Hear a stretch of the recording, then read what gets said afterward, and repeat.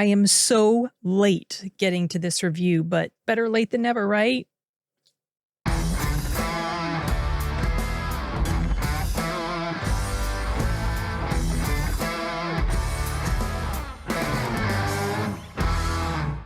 I'm talking about the Bosch spinoff series on Amazon Prime called Ballard. If you are familiar with the books, you will know what this series is about. I am pretty far behind on Bosch and Lincoln Lawyer books, but I know the character of Renée Ballard, and I know that now there is a spinoff series of novels, or at least one novel of her own. He's also done some other spinoffs within the Bosch universe. One thing I really like about Michael Connelly is his consistency as an author. And by consistency, I don't mean how many books he puts out. Well, he does put out a lot, but what I mean is the consistency of his quality. Maybe some books I like more than others, but he's always been really solid. If you haven't checked out those books yet, I highly recommend them if you like crime, police, detective-y sort of stories. So Ballard came out over the summer on Amazon Prime. I know that Lincoln Lawyer is with Netflix, or at some point it split away from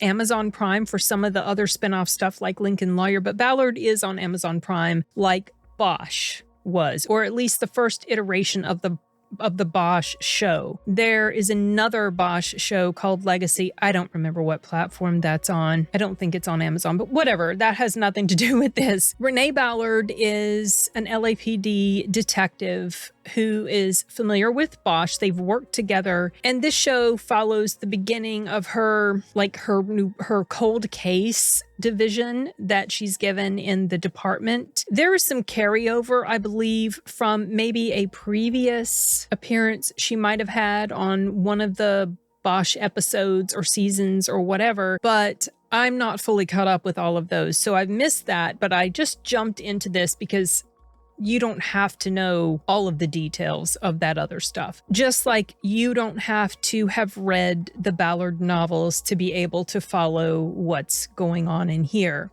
I found out not long ago that it has finally been renewed for season 2. That makes me happy. It took a while for them to make that decision, so I'm not sure what the holdup was, but it's supposed to be coming back, and I can't say I'm disappointed with that because I enjoyed this show for the most part. There's a lot that worked. There are only a couple things that I just noted as potential, but it was not enough for me to not recommend this series. Some stuff that I liked was there's a character in here who's a politician, and the overall story is about this investigation of the cold case murder of a politician's sister. And this politician was behind the creation of this cold case division because he wanted this crime solved. And what I was getting around to with what I liked about this, or one of the things I liked about this show, was that this politician, he's not presented as a stereotypical type, which I found refreshing. He doesn't fall into that cliche territory, and we all know how politicians can be, but we also have to remind ourselves that every once in a while there is a good one out there. It's just that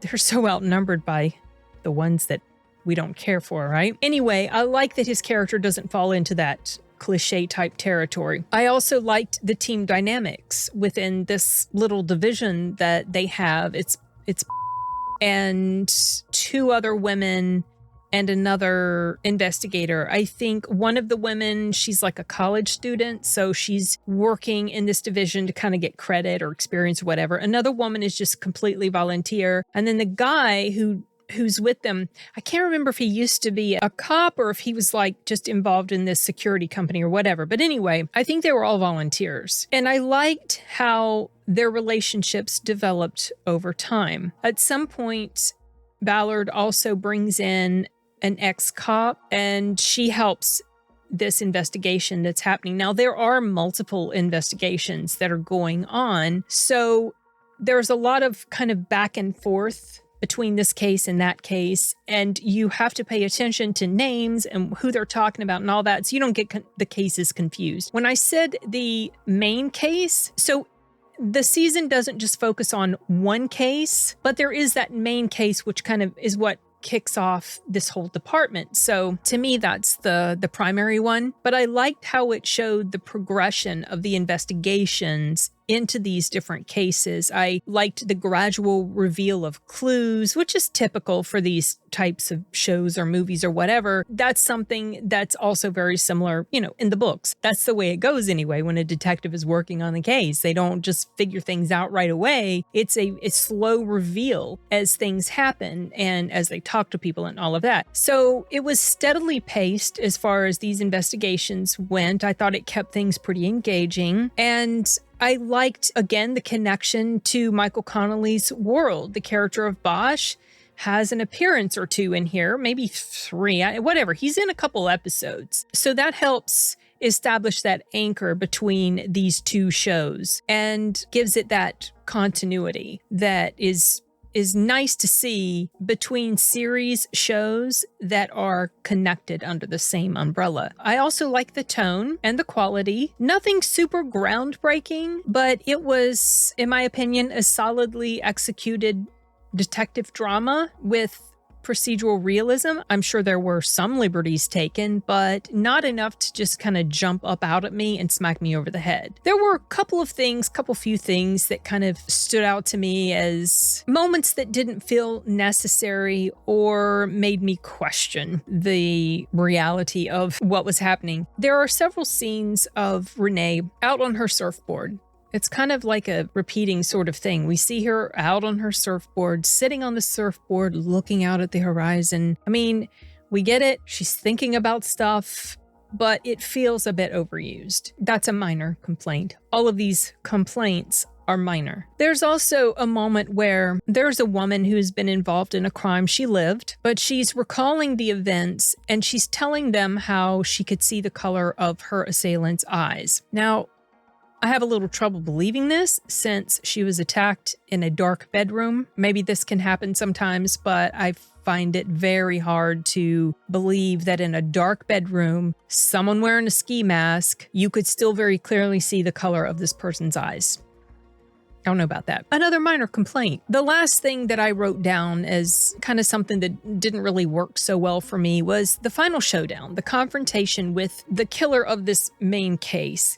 It really didn't feel completely organic to me. It felt manufactured, and I couldn't really just go along with the way events unfolded. Obviously, they had to bring this story to a conclusion, but the way it happened was it felt a little anticlimactic and just not believable to me. But none of these were enough to make me not like the show, to make me want to stop watching the show, to make me not interested in season 2. My overall impression is that Ballard is a well-constructed entry into Michael Connelly's growing TV universe. Multiverse, not multiverse, but you know what I mean. I think it will work well for fans of Bosch and the Lincoln Lawyer, or just anyone, as I mentioned before, who enjoys police procedurals, investigative detective types of stories. It was consistently engaging for me, and hopefully season 2 will continue to build in a positive way on what we were given in season 1, and I look forward to it whenever it's supposed to come out. I haven't read deeply enough into the information to find out what's the projected date. I don't know, maybe a couple years from now. But at this point, that's all I have to say about Ballard. It's available on Amazon Prime. If you guys check it out, and if you're fans of Connelly's books, let me know what you think about it. All right, that's it for now. Bye.